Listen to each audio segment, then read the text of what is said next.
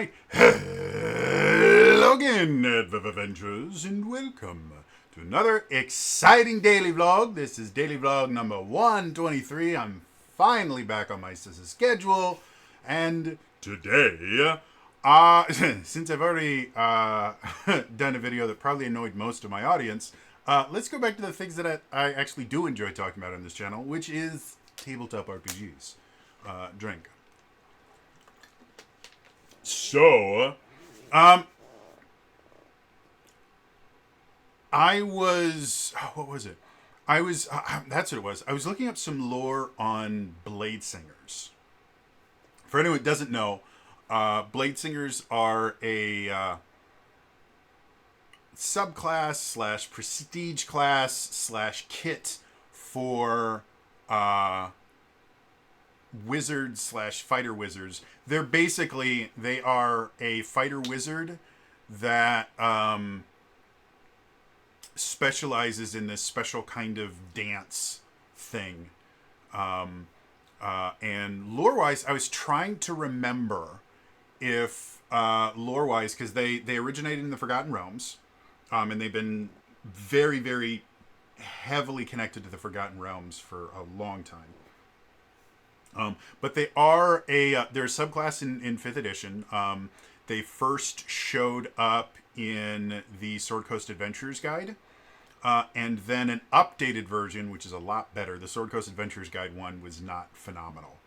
An updated version of them showed up in Tasha's Cauldron of Everything, and removed a lot of the limitations that the Sword Coast Adventures Guide put on them. One of those limitations being you have to be an elf in order to be a blade singer. And that's because lore-wise, blade singers were effectively the elite, not even special forces. They were elite warriors from a few different elven settlements, but they were so secretive that the things like blade singers were forbidden to write down the secrets of blade singing. The only way that you could learn blade singing, which was their fighting style, the only way you could learn blade singing was by getting a master and becoming their apprentice. And masters were only ever allowed to have one apprentice, I believe, at a time. I don't think it was limited to ever.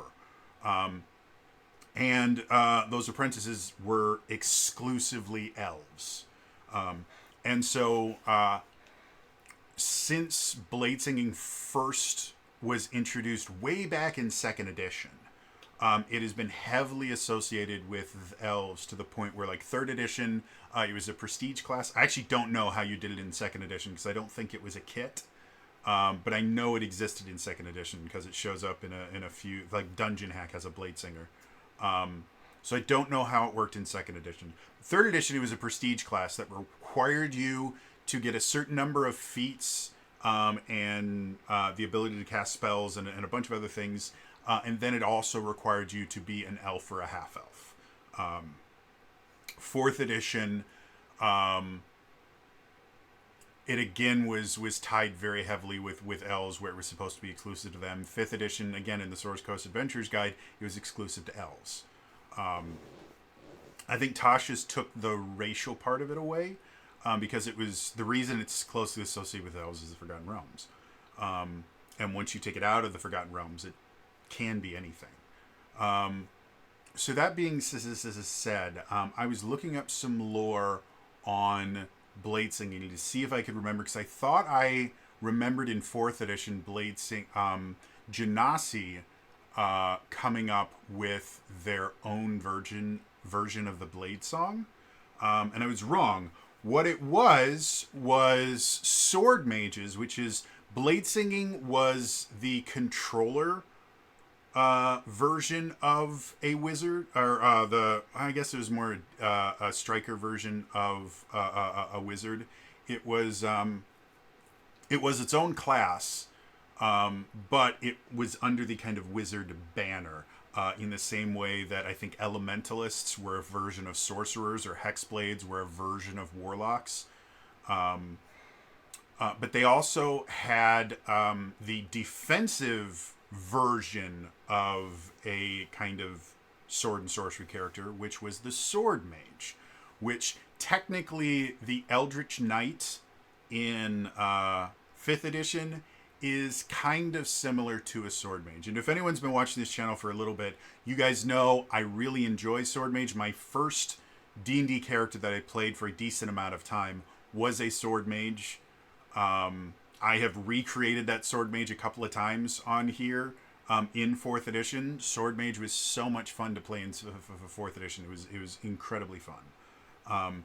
And so Sword Mages were either elves, specifically I think they were Eladrin, or Genasi created their own Sword Mage style. And so that's what I was thinking of. But as I was doing this research, I started looking at different blade singers that had existed in the books and everything like that. And this thought kind of came to me that I haven't really been able to answer. And that idea is going back to like game design and stuff like that. After you put out your source book, is it more beneficial for the RPG's lifespan to create adventure books, which are basically just pre-written campaigns or things like that, or is it more advantageous for the lifespan of your RPG to create source books, which are things that just give new player options, etc.? Now, the line between source book and adventure book gets blurred fairly regularly. Like if you look at the Essence 20 books, a lot of their source books have a corresponding adventure book that generally gets released around the same time or within a few months. So they're technically different things, but and then you can look at things like which one was it? Strixhaven. The Strixhaven campaign setting was an adventure, but it also had new character options and stuff like that that you normally find in a source book. So obviously the line can be blurred a little bit, but I got to wondering what do people play more? Do people tend to play mostly pre-written adventure modules, or do they play mostly homebrew stuff? And surprisingly enough, I did like 10 minutes of internet sleuthing to try and see, and I found quite a few different like forum threads and Reddit topics and things like that ask the same question, but I've never seen any data on it. We know from sales figures that were leaked from Amazon, one of the most popular books ever released for 5th edition is Curse of Strahd, which is an adventure module. By huge amounts. It outsells, if I remember correctly, it outsold a few of the newer source books. So we know that some adventure modules can be really popular. And if you look at the history of D&D, a lot of old school D&D players, at least in my experience, have very fond memories of doing things like running the Temple of Elemental Evil, or God, my brain is just absolutely fried right now. Tomb of Horrors, or the Against the Giants campaign series. If you look at various D&D games, they are like video games. They are built very similar to modules as opposed to homebrew campaigns, which are I would consider a homebrew campaign more the equivalent of an open world game nowadays. And yeah, a lot of the most famous aspects of D&D were somehow solidified in adventure modules. So we know at one point adventure modules were very commonly run, enough so that there's an entire generation of D&D players that have played a lot of the classic adventure modules. And that's how a lot of early D&D really supported itself, was by selling adventure modules and publishing adventure modules to keep people interested. And people were constantly looking for the new one. Obviously, homebrewing has existed since the inception of D&D. D&D started as a homebrew. And things like the Forgotten Realms was Ed Greenwood's homebrew. The World of Medchemia, which is where Raymond E. Feist sets all of his fantasy novels that he wrote. That was originally a homebrew D&D campaign that he eventually started writing adventures in. Things like that. So we know homebrew is really, really popular, but I've really been trying to figure out, especially now that through Critical Role and Stranger Things and Acquisitions Incorporated and the Big Bang Theory and lots of other things making D&D cool, and the hobby itself kind of exploding, and tabletop RPGs in general just kind of exploding over the past decade or so. I kind of wonder what the split is between people that play completely homebrew stuff and people that play adventure modules in some way, shape, or form.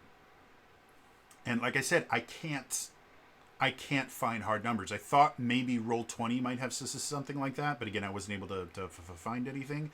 And Roll20 is going to be slightly flawed, because the only way that they would be able to track if you were running homebrew versus a pre-written campaign is if you bought the pre-written adventure module through Roll20.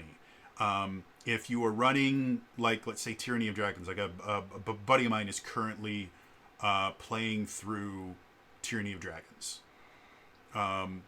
And I own Tyranny of Dragons. I own almost every adventure module. I think every adventure module that has been released for D&D 5th edition thus far. I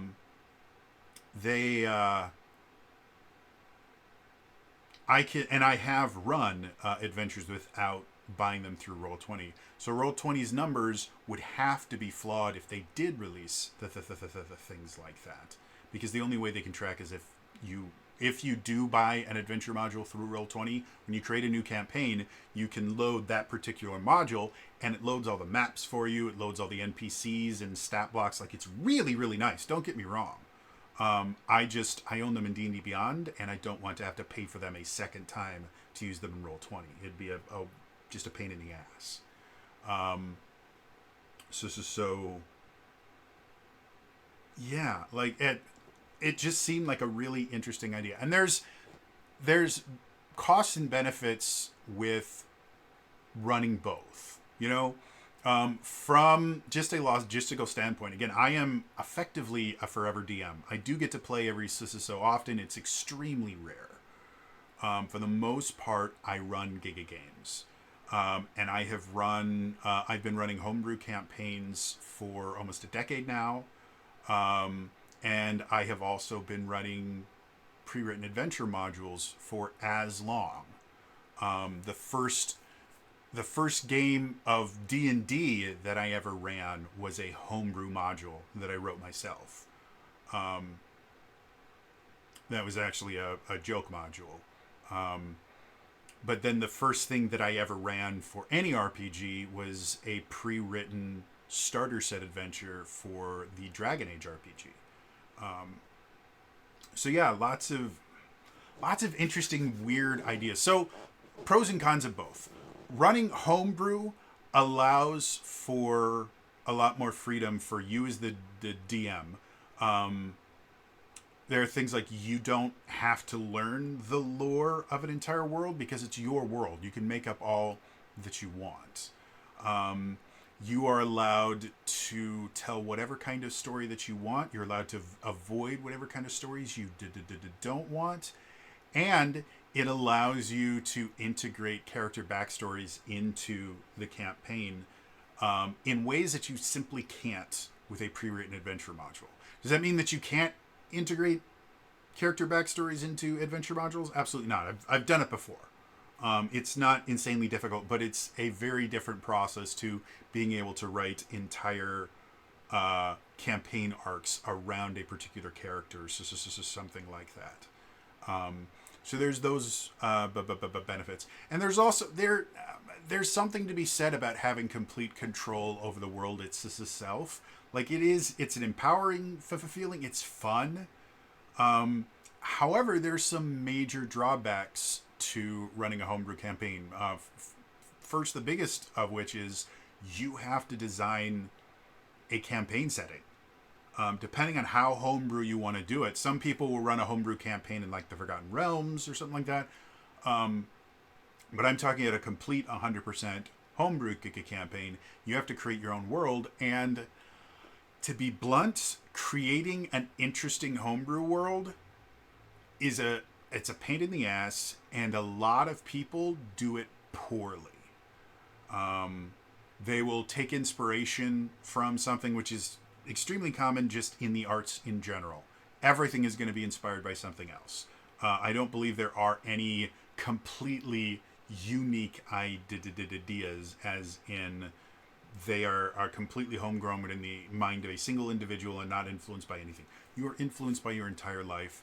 Art imitates other art. Art is inspired by other art. So, yes, you should be kind of... you can't help but be inspired by other things. However, it is extremely easy to fall into one of two camps. One, you spend so much time world building that your world becomes so incredibly complex that no one can follow it. Or two, you effectively create the Wish version of Forgotten Realms or the Wish version of Eberron or something like that. Like yours is very clearly a cheap knockoff of some other campaign setting, and your players will spend the entire time comparing it to the campaign setting that's just better written. And it's unbelievably easy to fall into either one of those camps. I know one person in particular, they spent so long building their world that their campaign almost died before it started because they were absolutely determined to create the entire world of this campaign was going to happen in before the campaign got started, so they could give... And they had, I kid you not, they had novels worth of lore and information that they created for this campaign, and it took, I think it was like 6 months to a year for them to get to the point where they were actually ready to run a campaign. And to me, that's just nuts. Now, don't get me wrong, like Traversing the Veil, from the time that Kingdom of the Kale Isles, which was my first live streamed game that I ran, from the time the Kingdom of the Kale Isles ended and Traversing the Veil, which was the campaign that succeeded it, began, I believe was a minimum of 6 months. I can't actually remember the time between them. But it was a decent amount of time. But part of that was due to the fact that I was working if I remember correctly. I think I was still working at the time. I actually don't remember. But I was also dealing with the beginning of my disability. I was dealing with the fact that my last campaign ended horribly. One day, when I finally feel comfortable enough, and I don't know when that day is going to come, I will talk about what ended Kingdom of the Kale Isles and how it was bad. It was remarkably bad, and it ended some relationships. Let's put it that way. There are people that I do not talk to anymore because of how it ended. So I understand taking a lot of time, but the reason mine took so long was because, again, I was recovering from some pretty bad stuff. And I had to find a mostly brand new group to play with. Only one of my players came back. And yeah, it was a bit of a nightmare. But again, if your first campaign ever, or in over a decade, is taking you over a year to prep for, maybe you're prepping too much. And again, it confuses players and things like that because they're only ever going to interact with a very small part of your very large world. And so if you spend, 20 hours developing the rules for how, heaven and hell works, and your players never get anywhere near those divine realms, it's a waste of your time. And it's a waste of the player's time because you could be writing for things that they're actually going to be dealing with instead of wasting all this time on stuff that they're never going to interact with. Now, I'm not saying designing your world is a bad thing. Again, that's kind of how I run my games. I know how my world works. And it helps me to be able to kind of just react to the players because I already know what's happening in the rest of the world, and I can just go, oh, well, if the players do this, then these people are going to react this way, and these people are going to react this way, and nature is going to react this way, and the various cosmic forces are going to react this way. So it's perfectly fine. But I leave a lot of my world to effectively be designed while I'm playing. And I do that intentionally so that the players can actually kind of help shape the world, whether they know it or not. There are sometimes when I have players actually, like during the game, we actually write lore right there. And there are other times where I will just pretend that the lore has already been written and just go, oh, it works like this. But I'll actually be kind of solidifying the lore right there based on what their characters have done and going, this makes sense. Let's go ahead and do it this way. So that's one kind of trap that you can get into, is just having to create your own world. The second is just the fact that writing your own stories, not everyone is a fantastic storyteller. And again, I have played with people that are brilliant dungeon masters when they're running modules and are absolute dog shit when they're running their own stuff because they simply don't understand how to tell a cool story. They will come up with set pieces and things like that. Like they'll create a really epic fight scene, but they'll have no reason for us to get into the fight scene other than, well, the bad guys are here, so let's have a fight. Or they won't understand character motivations, and so when they try to, like, they try to get the players to go in a certain direction for them, so they can continue the story they want to tell. None of the players are interested because you haven't motivated their characters to do anything. So, yeah, I've seen this quite a few different times where people think that they've created this epic, amazing world. It's really just not. It's blah. It's, little set pieces that you find ways to kind of connect, like little vignettes that you find story reasons to connect them, but they're really, really weak. And in the end, no one really feels that accomplished, other than, they've beaten a hard bad guy. But you haven't really told a really amazing story. Another thing that can run into trouble in a homebrew campaign is the exact opposite, where you have a very particular story that you want to tell, and you railroad your players incessantly to ensure that the exact story that you want to tell is told. This is where you get things like DMPCs and plot armor and Deus Ex Machina kind of stuff, where it's just the players are effectively side characters in their own story. And that happens a fair amount in Homebrew, where it's significantly harder to do that in an adventure module. So again, from the Homebrew side, there's a lot of benefits to it. There's a lot of downsides to it. Probably the biggest of which is you have to write everything yourself. And if you're not particularly good at, like me, I'm not particularly adept at creating combat encounters. I can create them. Sometimes I create some pretty interesting ones. But for the most part, combat encounters in 5th edition D&D are just not my forte. I'm not very good at it. For all three of my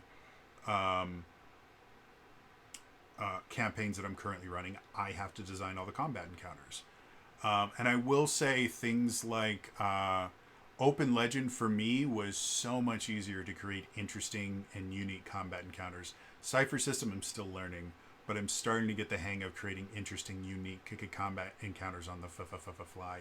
D&D 5th edition, I don't like encounter design. I significantly enjoyed 4th edition encounter design much, much better. The different roles that you could have for monsters and stuff like that was everything about it was just better. So yeah, stuff like that. If we go over to adventure modules, there are some major benefits to adventure modules. The first of which, there's a lot less prep time. Again, I cut my teeth as a DM doing the convention circuit. There's no homebrewing in the convention circuit. If you're doing Adventures League stuff, especially early on in the Adventures League, they've gotten a little bit more loose now that they got rid of quite a few of the really, really hyper controlling people in the organization. Early Adventures League, DMs had no authority to do anything. You ran the module exactly how it was written. You could not change anything other than the changes that were already put into the adventure for different level parties. Those are the only changes you were allowed to make, and that was it. And so I got very, very good at running other people's adventures. And some of them were amazing. I've told this story many times before, but one of my favorite experiences in D&D ever was playing, the adventure module was Breath of the Yellow Rose. It's a D&D Adventures League module from Season 2. And basically, you are hired by a wealthy family to save their daughter from a cult that she's joined. And so what you have to do is you have to go around, I think it's Mulmaster for Season 2. I can't remember the city. You have to go around the city and learn information about this cult, which you eventually find out is an air elemental cult. So you have to find out all this information about the cult, about where their headquarters is, about where the daughter is and stuff like that. And then the second half of the adventure is breaking into the cult's mansion and finding a way to extricate the daughter, who you find out later is sleeping with the cult leader. It's an incredibly ingenious adventure. Because there are so many, even in this pre-written adventure module, there are so many different ways for you to accomplish your goals. You really don't feel like you're losing any player agency, despite the fact that everything is written. It's written in such a way that it allows for a lot of customization and a lot of player choice and freedom. And it was just a shit ton of fun. I played it at the end of a convention, where basically what happened was, I think it was a tradition at that point that there was a group of DMs that came up from Illinois, and this was a convention that I was helping run. So there was a group of DMs that came up from Illinois that I'd gotten to know pretty well over the past few years. And one of the things that they would do is at the end of every convention, one of the DMs would run an adventure for the rest of the DMs. So this was a DM-only game. It was just a bunch of us did the DMs. We sat down. We all knew the game really, really well because we'd been running it for 72 hours at that point and years before. So it was just so much fun. And so pre-written adventure modules are, first of all, they're significantly less prep time. I got it down to the point where I could prep an adventure module in about 30 minutes. In a 4-hour adventure module, I could pretty easily run it after about 30 minutes of having the module. Because it really would just require me, I'd read through it once, and then I would go back and look at certain sections that required a little bit more thought. That was really all I had to do. So prep time, significantly easier. It's also easier to find good, well-written ones, to be blunt. One of the problems with Homebrew is if you are not a good writer or you are not a good combat designer, your game is going to suffer in those places. And you're going to have to find a way around that. Adventure modules, pretty easy. With how the internet works now, like if you want to run the D&D Adventurers League, the way that you run those adventures is you buy them off of the DM's Guild. All of the Adventures League modules are there, and they have reviews on them. So you can read what people think in the reviews. There's discussion topics, and other things like if you want to run like a big book or something like that, you can find countless reviews of them to find which ones people tend to like more, which ones people tend to like less. The only issue with that right now is if you're looking at YouTube reviews, anything D&D related will be negatively reviewed. D&D has this D&D YouTube right now has this hard on D&D Must Die. So don't believe probably anything within the past like 3-ish years, maybe 4 years.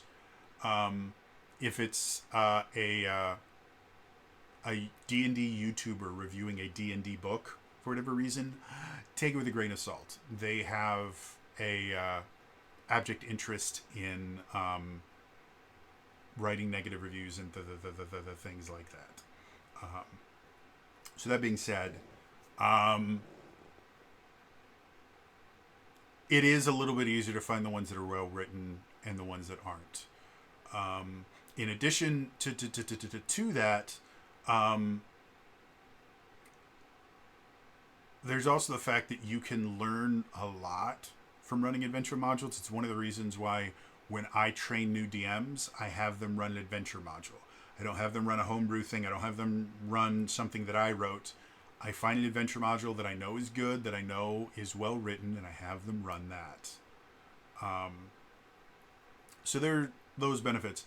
The downsides to running adventure modules, you are giving up some of your control of, as the GM to whomever wrote the adventure module.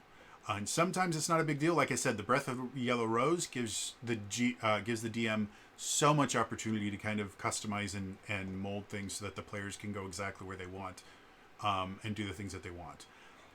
That is relatively rare in most adventure modules I have read. Especially once you start looking at like books where it's not like a one-shot adventure, but where you have a campaign that's supposed to last 6 months to a year of regular play. In order to go from beat to beat to beat to beat, there are certain things that the players have to do in certain instances that they have to interact with. And so, like, a lot of people wrongly assume that adventure modules are pure railroading. Like, there's nothing you can do to get around it. That's not true. However, there is some truth to that idea. Adventure modules are much more linear than like a sandbox campaign, homebrew campaign. They are going to have a point A to point B to point C, and depending on how well written they are, some of them really don't have much leeway. If the players decide that they don't want to interact with that part of the story, then there's nothing for you to do. Tyranny of Dragons falls into that hole a few times over the campaign. It's not horrible. The Tyranny of Dragons was not a phenomenally well written campaign. It was the first 5th edition campaign released, so you kind of expect it to not be great, but even by those measurements, it wasn't a phenomenal module. And if you want to run it nowadays, there are a lot of resources and tools that you can use to make it better. But for the most part, it's not a bad campaign. It's just not a good one. Elemental Evil got better. The demon one that I can never remember what the third one is.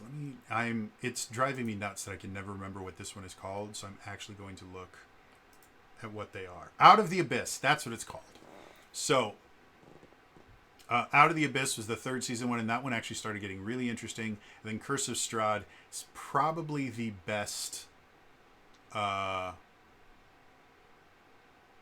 of Strahd is probably the best adventure series that has been or adventure book that has been written for fifth edition. There's other ones that are good. Don't get me wrong. Descent into Avernus is pretty interesting.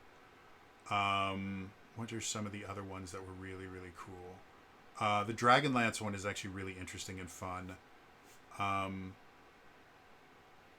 I've heard good things. I've heard good things about the Phandelver and Below the Shattered Obelisk. I own it. I haven't done a ton of... I haven't had done a ton of research into it, so I don't know. I didn't do an in-depth review or anything of it, I don't think. So I don't know exactly how it is. But, you know, there are some good adventures, but I think Curse of Strahd was kind of peak 5th edition stuff. It's just so brilliantly well written. The Taroka card aspect of it means that you can replay it quite a few different times and have a different adventure every time. It's written to be a little bit more open-ended than other ones. So yeah, like the big one of the big downfalls of running adventure modules is you have to follow this as a story. And, you know, if it's not well written, or if a part of it is not well written, it becomes even more difficult for a DM to run. For a homebrew campaign, if there's some aspect of it that you don't do well, like combat design for me, you can kind of learn to get better, and you can make modifications to make it more fun. Like my players, despite the fact that I'm not particularly great at creating combat encounters, my players still have fun. And I've slowly been getting better. In a pre-written adventure, if one of the combat encounters is just bad, not only do you have to design your own combat encounter, you have to basically undesign the combat encounter that's already there, because the adventure is written around the idea that these are the encounters that you have. And so it's kind of like it's the same problem of dealing with someone that was taught something wrong or learned the wrong way to do something. It's actually more difficult to train someone that has learned something wrong than it is to train someone that has no knowledge whatsoever. Because instead of just giving them new knowledge, you have to basically unteach them and get them to unlearn the bad habits that they already know. And because of how our brains work, that is really, really hard. And the same thing is kind of true about bad aspects of a good adventure module. Is, you know, if the dialogue is written poorly, which has happened quite a few times in some of the later D&D adventures that they published. Like the box text was just horribly written. And I mentioned that back when I was still doing in-depth reviews of D&D books. If you look back at the last few of my D&D adventure in-depth reviews, I bring up at least 2 or 3 different times. I bring up just the absolutely horrendous writing that was built into it. The adventure itself might be written well, but the box text and stuff like that is just so horrendously bad, and written by people that don't understand how dialogue works, that it blew my mind. So if you are running an adventure module, that's something that you have to deal with, which you might find a really great adventure module that has a few kind of bad spots in it, that rewriting those is more difficult than running your own campaign. Because not only do you have to create stuff that you weren't planning on creating, but you have to fit it into this adventure where it's not supposed to go, because something is already there, and the thing that's already there is bad. So, yeah. So I'm interested to know from you guys, for anyone that plays any kind of tabletop RPG, whether it is D&D, Essence 20, World of Darkness stuff, Pathfinder, whatever. Do you tend to play the majority, basically 51% or higher, are the majority of the games that you play, or the time that you spend playing, done with pre-written adventure modules of some sort, whether they are one-shot adventures, pre-written campaigns, adventure books, whatever? Are they mostly adventure modules, or are they mostly homebrew? I'm really, really fascinated to know. And again, I understand that my audience is probably going to be skewed a bit because of where we are in the internet and the fact that I have a smaller channel. So a lot of times, if you find my channel, you're looking for information on things like Essence 20 and that. So you're already going to be a little bit different than, your kind of standard tabletop RPG player that just shows up at a table every week or month or whatever. So I understand this is not the most scientific process. But I'm interested to know at least my audience. Do you play mostly modules, or do you play mostly homebrew? Let me know in the comments down below. Otherwise, again, that's all for me today. I will see you guys in the next time. All right? Bye-bye.